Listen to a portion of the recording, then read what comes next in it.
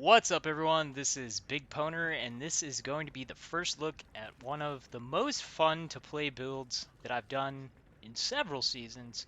I haven't played this one, well, actually completed it. Last season I started it and then never finished it.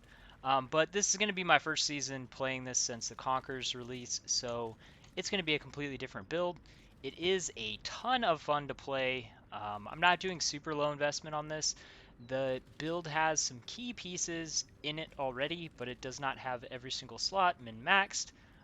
We have like, I'd say 3 really strong slots. Well, obviously the headhunter is something really strong, but I have 2 of my ice shot pieces of gear in here, which I would say are strong for the build, really strong for the build. They could be better, they could be worse.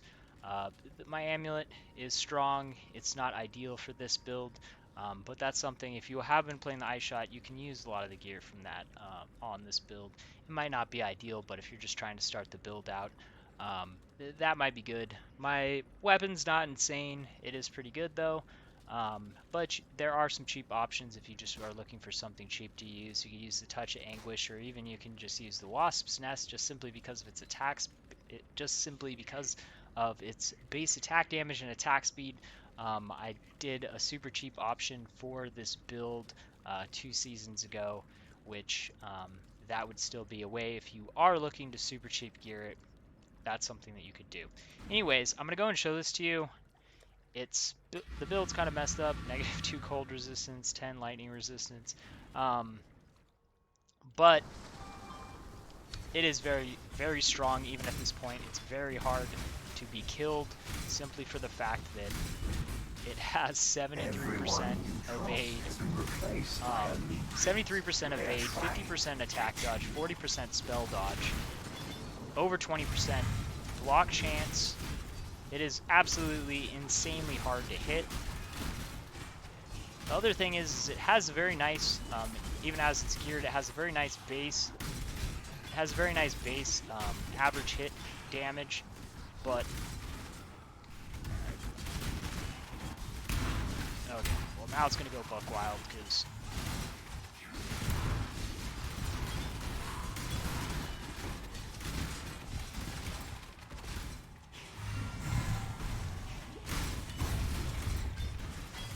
We got a pillar. My mana is gone.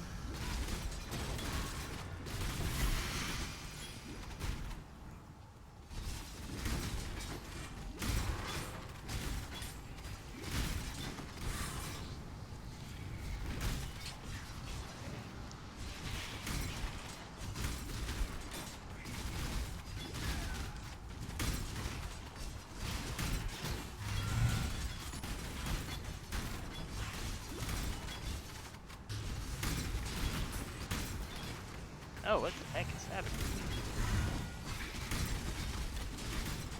It's like slow motion, man. Oof. That's that, negative resistance coming into play. That was an owie.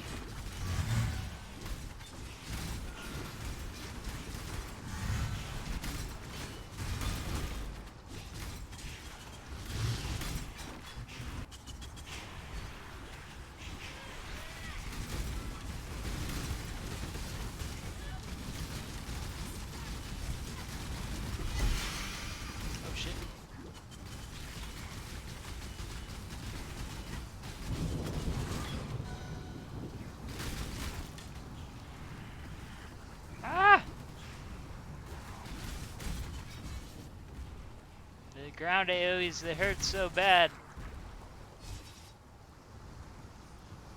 Alright, I gotta get my loot real quick from the pillar.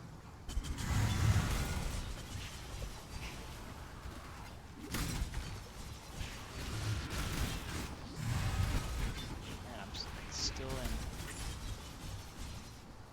still in the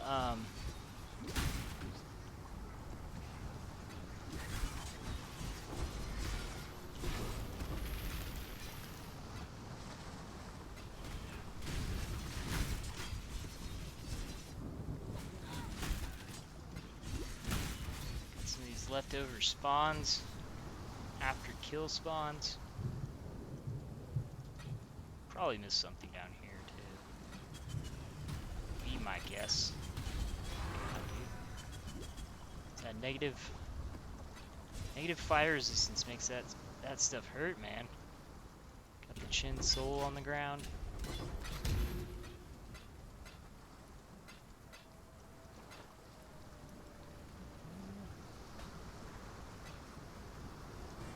Little ID drop. Okay. So let's go over the build. Outside of the resistances just being messed up because I haven't got the gear all tuned in, we'll go ahead and go over everything. The reason why I have it set up, what it is that's going to be staying how it is, and what it is that's going to be changing, getting crafted if you wind up looking at this paste bin and you're like, what is it I should copy and what is it that does not matter. Crafting video will come out for these gloves. The gloves are pretty important.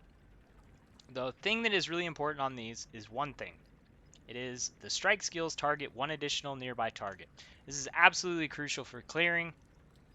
You can get it through Tribal Fury, which is what I did 2 seasons ago when I made this build last. However, that is not the best choice now.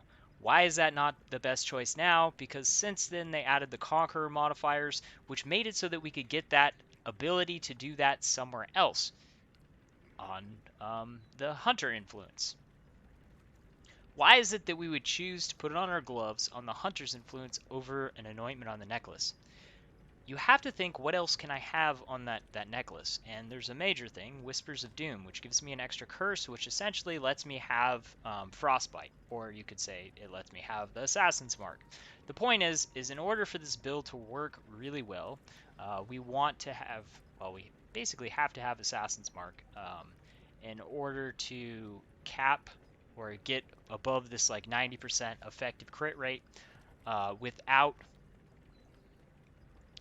just completely changing the entire build, which is going to result in a lot less damage, and it's not going to work out as well. So the other way you could look at it is me having the Whispers of Doom on my amulet lets me have Frostbite, because the Assassin's Mark has to stay. That case, we can look at the Frostbite as 32% debuff, which means a 32% increase to the damage that they take. That is really big. So what is it we could gain on our gloves as a prefix instead of that? We could get another damage slot, which we could get number to number cold damage, or we could get, number to number physical damage. The options aren't really that great. Even best case scenario, assuming we didn't have this in other places, you could go for Intimidates, which would be a 10% increase to damage. We've taken care of that somewhere else. Also, in the suffixes, we could focus on getting Coaling Strike from Warlords. However, that is also essentially a 10% increase to damage because targets die at 90% life. You could consider that a 10% increase to damage that isn't seen. But we get that somewhere else also. So those aren't really important. What we really need here is the one additional strike skills target one additional enemy. The way that the Frostblade works, it targets one enemy, and then it splinters off and hits a bunch of stuff around it. So in this case, nine targets get hit. We add one more extra strike. Now it's 18 targets that are getting hit on top of the initial 2 strikes. So you're talking about a total right now, the way it's running is 20 hits for every 1 attack. When you look at my base attack speed right now at about 5.94 attacks per second, that is absolutely massive. You're talking about adding like 60 extra attacks as far as wave clearing. So that's a really big deal for smoothly being able to clear. The other thing about it is that makes it run more efficiently. I would say it's absolute must to have the extra strike on this build to make it actually feel really good. And why is that? Because when you're attacking forward, the way that the Frostblade works is it splinters forward. If I have enemies behind me, I slide through them and I attack forward and I have enemies behind me, those enemies will not get hit. It makes the build feel not very smooth. So 100%, this is one of the starter things that you are going to want to get. You either need the anointment on your amulet, Tribal Fury, or you need the extra strike on your gloves. I don't recommend both because, as you saw, it clears pretty well. With just having the one extra, like I said, it basically gives you backward attacks and sideways attacks, and it's doubling your clearing. It works really well with two. If you wanted it to just be flat out a mapper, and you have really good gear and your damage is already way up there, then you could probably, you know, maybe try it with two extra attacks by using Tribal Fury also. You just lose too much damage though. In my mind, the damage slot of having the extra curse right there is just too big of a deal. The only way that I would move away from that is if you're willing to attempt to craft or you're willing to buy an uber expensive chest. The whole reason why we're doing this, we could get an extra curse on our chest. However, um, that's a prefix. So the other options for the prefix, we could also go for the explodes. We do need two curses though, so we have to pick up one extra curse somewhere.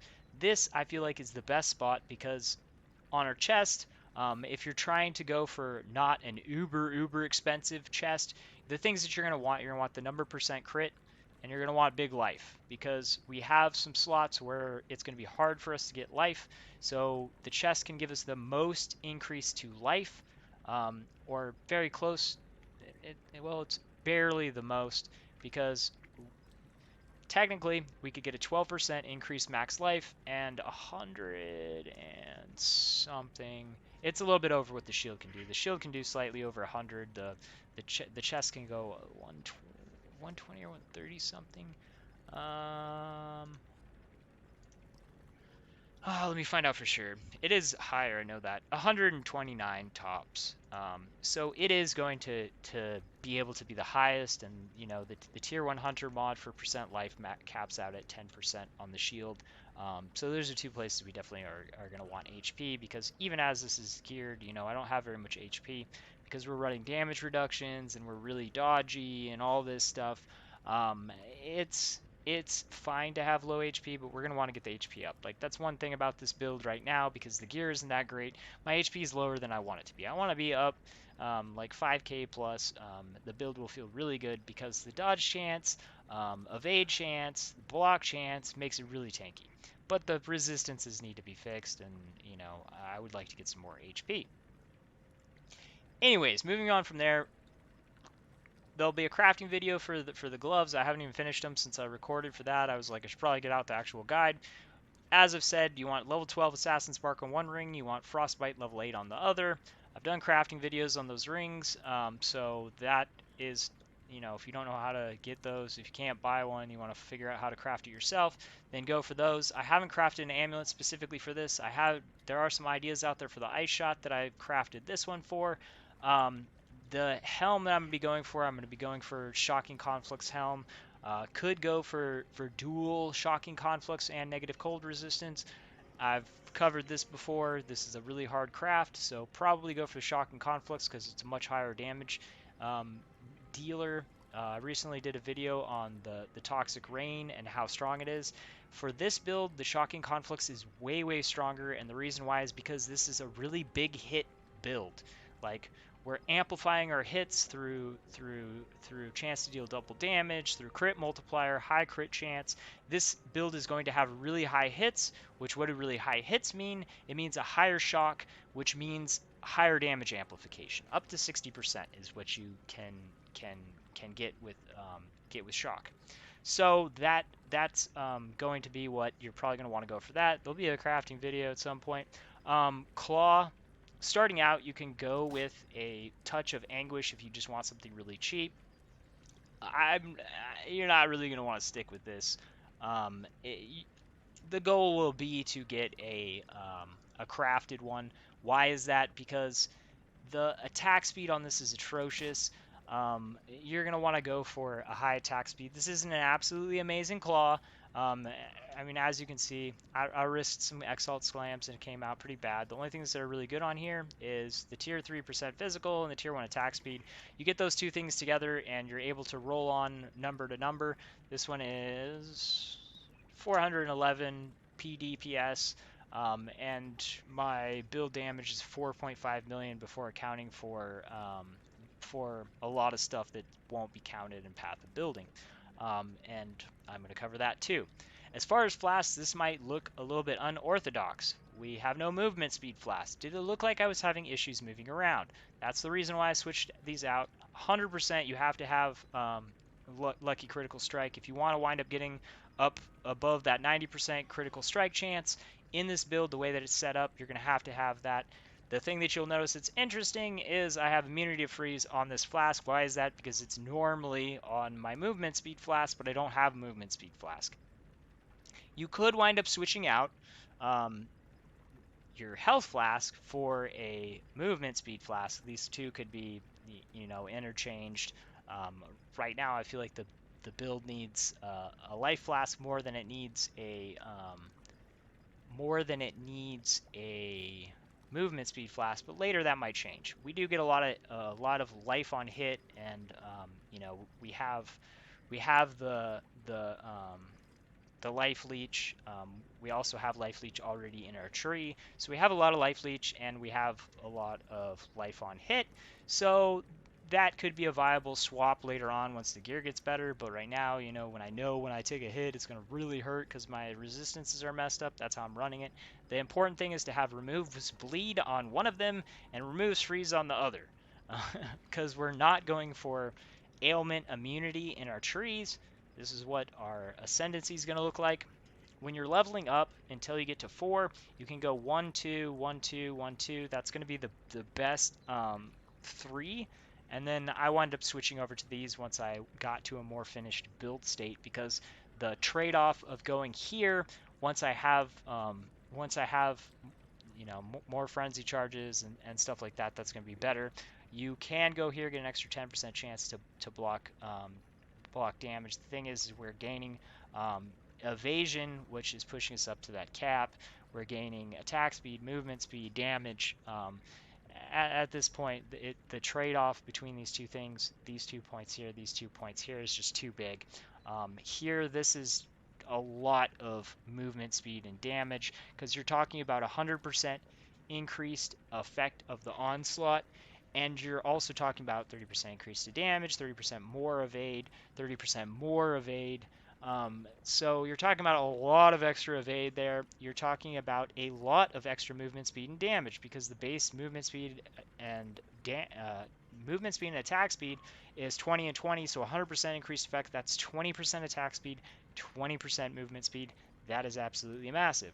So, we're getting that literally makes Onslaught stronger than the best possible boots, which that's a really big buff. So, yeah, since this is a FB Raider, it does not get elusive, or we don't have elusive or elusive or what? Why am I completely drawing a mind blank? Elusive or Tailwind. This is a build that you guys could go for a Tailwind elusive. Obviously, though, if you wind up going Tailwind elusive, you're going to possibly be giving up movement speed on your boots, which, the overall gains. The thing is we have this.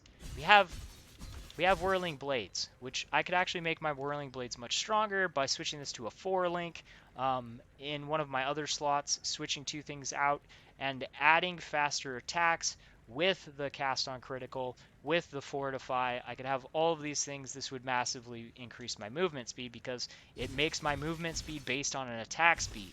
So that's an option. That's the reason why we can choose to sacrifice some movement speed.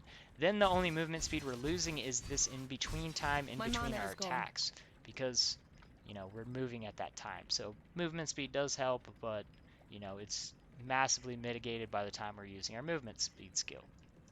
Our movement skill, which is basically a spam thing.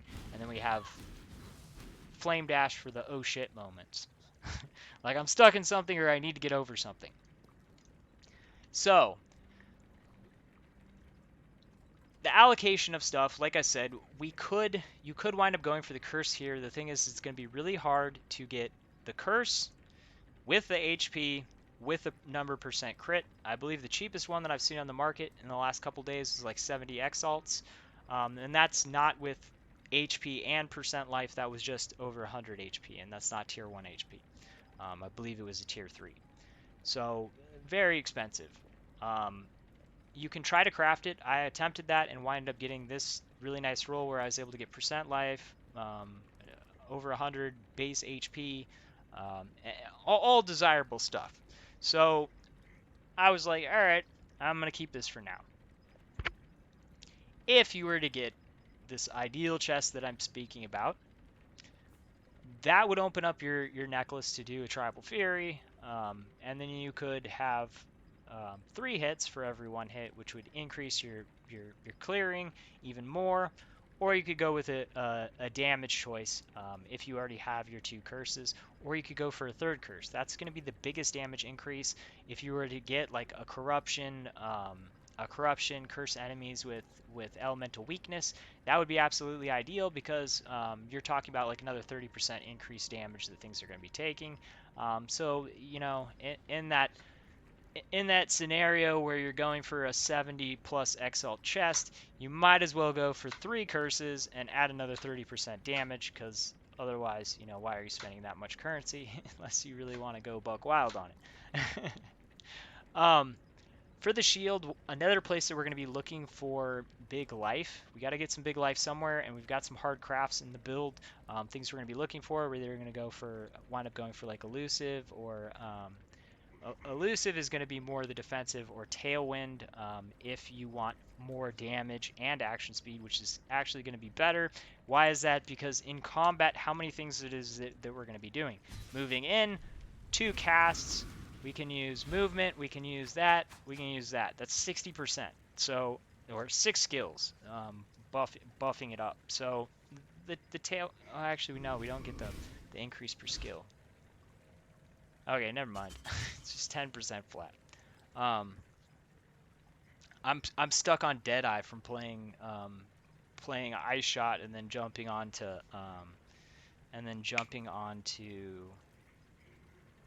my Toxic Rain build. I'm stuck in the Deadeye mode, man. Um, Negate that stacking thing. That doesn't apply to this build. Um, but once again, action speed is going to increase damage. The elusive is going to be more just defensive. Tailwind is better in my opinion because it's giving both things. Like on this build, if I were to add Tailwind, it's going to be adding from 4.45 million to 4.89 million. That's almost exactly, yeah, that's 10% increase. As far as other stats, we're talking about and 24% increase movement speed. So that is very strong. That's a very strong movement speed and defensive buff. 10% increased damage and getting 24% movement speed. That's pretty nice. So that, if I was going to choose one or the other, would be what I would go for. The alternative to that, oh, they don't have a calculator for elusive. I don't know, but you know what elusive is, so I would go for Tailwind. And then you could still get HP and movement speed,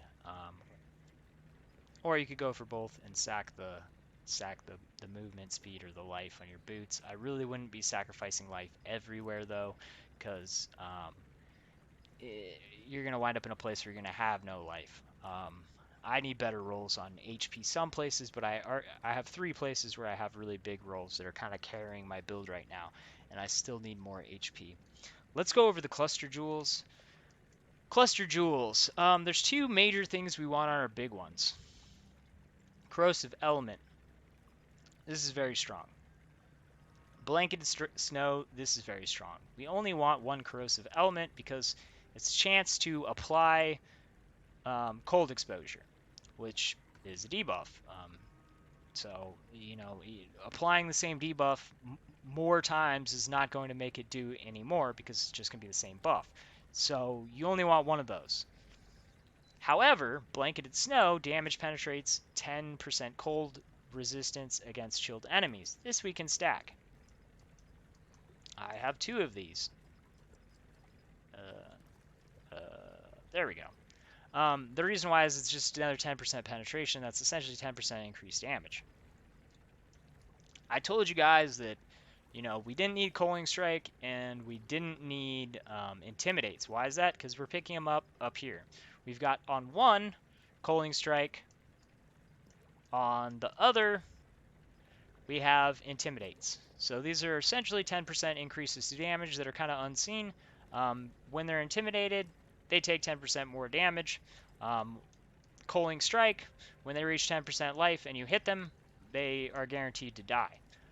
So you could say technically that's not really a 10% increased damage. They die at 10%. You could, you know, hit them at 1%, and that's when it, because your previous hit nearly killed them. But on bosses, on big targets, that's going to be a substantial finisher.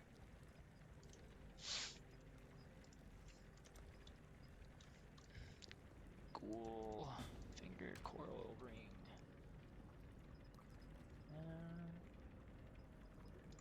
1 second. That is a pretty nice one.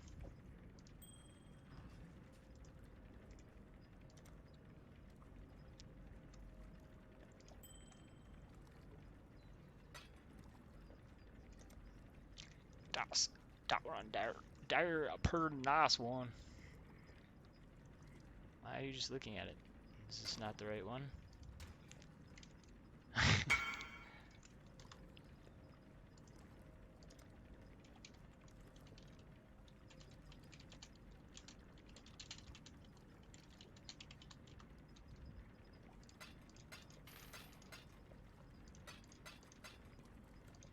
Okay, back to the video. We were talking about. I do need currency to craft and stuff like that, so I can't ignore trades.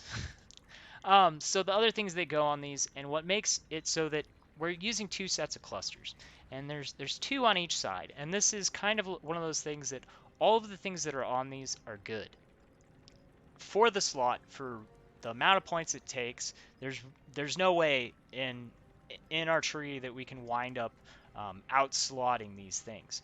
Why is it? Because we're paying 4 points here, and we're getting 10% from this one.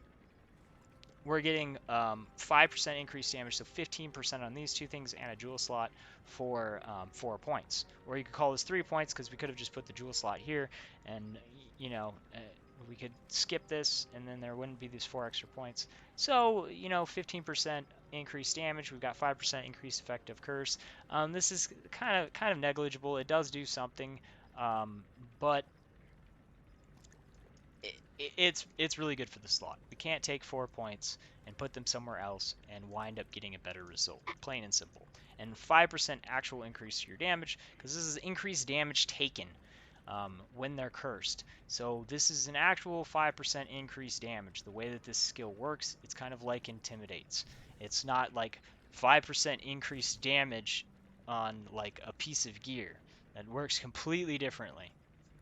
This is better. You can't look at this and be like, oh, 5% increased damage taken, but, you know, this is giving me 20% increased elemental damage. That's not how it works. Here, we can give you an example. 101, 383. If this was 20% increased damage, when I remove this, I would go down to about 81,000 damage. Why can't I do that? Oh, that's why. I gotta do this first. Oh, I don't have a point. Okay, 20% increased cold damage. I can do it on that one. So it would be the same thing. It's a small amount. We're talking about 1,320, so like 2%. About 2% is what this 20% damage is giving a displayed difference for. Actually, less. Wait, what, 16, 1700, 1700 damage, like less than 2% increased damage. So that's not a that's it. It doesn't apply over like that. It's kind of like intimidates, and you can try this in path building. Turn on intimidates. It will give you an actual 10% increased damage to how it's calculated. That's how increasing damage taken. It's like shock. Shock increases the damage that they take. When you add shock and it's a min shock 20%, they take 20% more damage. That's how it works. That's how these are working. So this is stronger than 3 of these, or 2.5 of these, or the equivalent to 60% increased damage is the easiest way you could look at it based on this example. Obviously, the bigger slots do a lot more, but the thing is there's not a combination of these things that we can really fit in here that will be better than what it is that we have with these setups. I have 2 setups here, but what does this really do? Once we get the critical, when our critical isn't at this point where we start getting massive diminishing returns, these 40% increased critical strike chances are absolutely crucial. I need both of these 40% increased critical strike chances because the loss is going to be really big. You can even see this in my displayed. I'm at 101, 383. A lot bigger. 101, 383 to, that's almost what? Almost 4,000. So that just on the critical part of it is like 4%, a little bit under 4%. So that is really big, and that's before accounting for what these other things do. The pressure points, 5% chance to deal double damage. That's an actual 5% increase to damage if your critical strike chance is essentially hitting almost all of the time. I'm over 90% effective critical hit chance, which means it's like over 90% effective increased damage of that 5%. So we're talking about like 4.88 something like that, is what the actual effective damage increase to this. So we're talking about close to 10% increased actual total damage from this one point. From this one, this is going to tie in and wind up being a lot more damage. We have this pushing the critical up is giving us this, 4% increased damage, and then we also have this Eye of the Storm. Why is this really good? 20% increased effective shock. That is why. The build is going to be hitting really high when we add on, which this is something that's not on the build. This is something that I still need to add, but I'm explaining to you why these are the ones that I've chosen because I know where I'm taking this build. When we add Shocking Conflicts to this build, 20% increased effective shock. Let's think about a min shock. On a min shock, 20% increased effective shock is 4% increased damage, which how it works, that's an actual 4% increase because it would go from 20% min shock to 24%. 4% increased. When we just look at that 4% and the 40% increase critical because of where my critical strike chance is at, we're talking about an 8% increase. However, because this build hits really high, it's not going to be min shocking. 100%, as my build is right now, there's no way that is min shocking anything in the game. It's, like, even as it's sitting right now, it's close to max shocking Shaper Elder. So, a lot bigger than that. This is technically, with Shocking Conflicts, probably going to be the strongest in-place passive that you can get, assuming that you're not crazy overcapped on your critical and you're actually gaining benefits from the 40% increased critical chance, which in this build we are because these are one of the main places that we're actually picking up critical strike chance. Okay, so you know the reasons why we're running double pressure points and Eye of the Storm. With a lot of these jewels, I'm going to suggest that you just craft them yourselves if you can't buy them cheap. Like this one. This one's like a minimum of like 15 exalts. I spent maybe a couple exalts crafting all of my jewels. The total cost of all of my clusters, 6 clusters, was a couple exalts. I don't know if they're selling for that much because people are lazy or because people don't know how to craft these. I did a video Actually, I'll put out a video shortly after this. I'll show you guys what's up.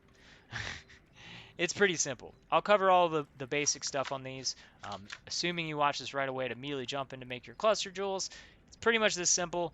Make sure that your jewels are at least 82 so on your big ones so that they can roll. Two added passives are jewel sockets. You need that. For these big ones, you want corrosive element and blanketed snow on one. Disorienting display is a suffix, so that would be great to have, but it's not that important. Down here, we're going to want widespread destruction is a suffix. It's nice to have, not that important. What do we want down here? Blanketed snow, we can stack that. That's 10% increase to damage because it's 10% pen. That's really good. We want that on two of them. What is it we want as the other thing on one of these that we can go for? The blast freeze was not something that I initially went for. I got this one up here perfect rolled, and then I winded up getting this nice one, which had the blanketed snow and widespread destruction and blast freeze, and I was like, I'm gonna run with it with blast freeze, just because I didn't want to try anymore. But there's something much better. Stalwart Commander gives a 30% increased buff effect to hatred, so if you're going for absolute best, um, that is really, really strong because it's not only buffing up. Let's look at hatred. This isn't maxed. I don't have max skill gems yet. But look at this. We have 18% more cold damage, 25% of physical damage as extra cold damage. What does this mean? We have 7.5% more physical damage as cold damage from our physical, which we're using a PDPS weapon. And then we also have another like what 4.55, a little bit over 5% more cold damage.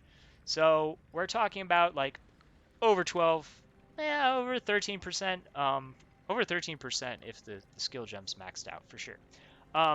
That's really big. 13% more damage, cold and physical. That is a lot bigger than the 20% cold damage. The thing that I will say about this is you could pretty much go for Stalwart Commander with um, Blanketed Snow. You could go for Stalwart Commander with Blast Freeze.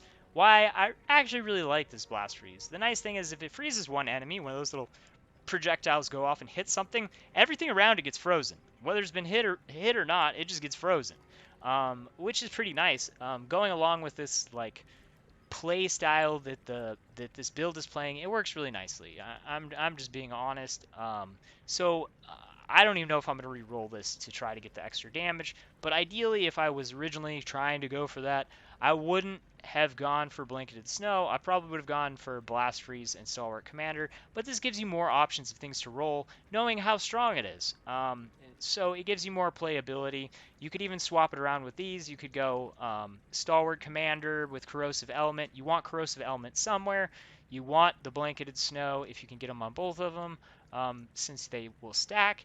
That's a good thing to go for. And then, Disorienting Display or Widespread Destruction are suffixes, but honestly, as suffixes, there's other things that would be good, but the important thing is to go for the notables. You could get the attack and cast speed on this, which would actually be pretty good because you'd wind up, with three small passives on these. Three small passives, that would be, at the 2%, the 6% extra attack speed. That's not bad either versus, 10% increased area effect, 20% increased elemental damage. We want really high attack speed. So that's kind of what you want to do. These, if you go for both of these together, Master of Fear with the Culling Strike, they're expensive. I think they start at like 4 or 5 exalts, and it's going to be harder to craft that way. The thing I want to say with medium jewels is only look for 3 things. The last thing matters so little. Like, the best thing that we can get as a fourth thing on this is 2% multiplier. 2% multiplier on one spot. I don't think it's worthwhile to spend, if the 3 stat one were to cost you 3 exalts, I'm assuming a 4 stat with the best in slot is probably going to be even more, and it's only going to give you that 2%. So I wouldn't stress out about this 4 slot unless you're like, I want to have it absolutely best. Then you could go for something there. I mean, like, the resistances, I got one with like all resistance.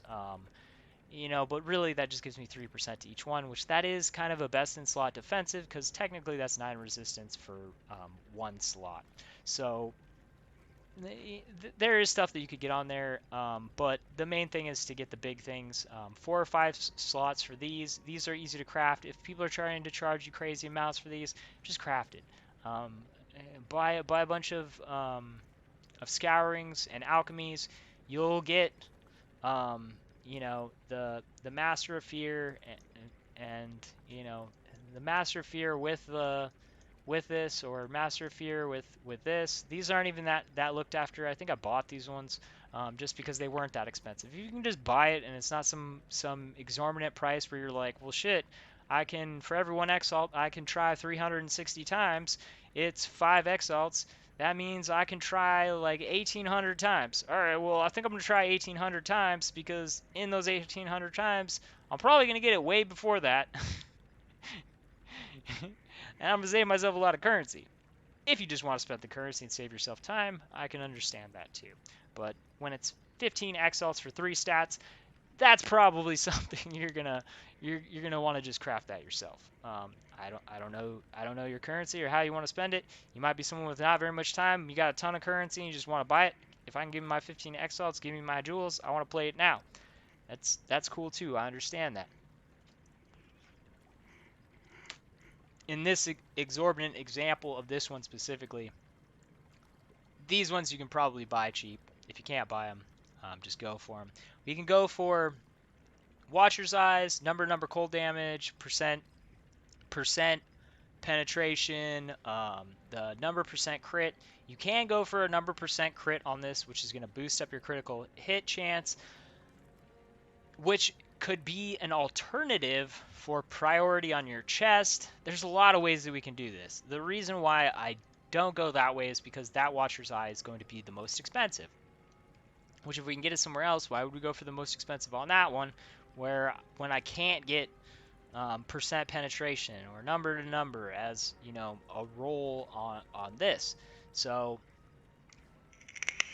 something to think about, but you have lots of options in this build. I'll be doing more crafting videos. Just wanted to cover the basics of this stuff. There are a lot of other alternative options. Here you'll see that I did this. It saves me 1 point here, and then I get these 4 things simply the way it's stretched out. These, and you might see like oh, why would you go for this? We don't need the -5 to total physical damage reduction against your hits. We're not doing any physical damage. Yeah, but it gives me a 4% chance to deal double damage. It costs me 1 point. That's 4% increased damage with 20% increased physical damage, which then that physical damage is converted to gold damage. We're using PDPS weapon. So we're talking about 4% there. We're talking about 4% on the double damage. We're talking about this is giving us a total of about 8% increased damage on this. Look at this. You might be like, oh, well, that doesn't seem that great. 30% increased damage, or no, this one, it's 20% increased damage with one hand, 8% increased attack speed, 8% increased attack speed, and 20% damage for 1 point. Very strong. 25% critical strike chance, 25% increased physical damage. This isn't like holy crap, but for 1 point, not able to be passed by.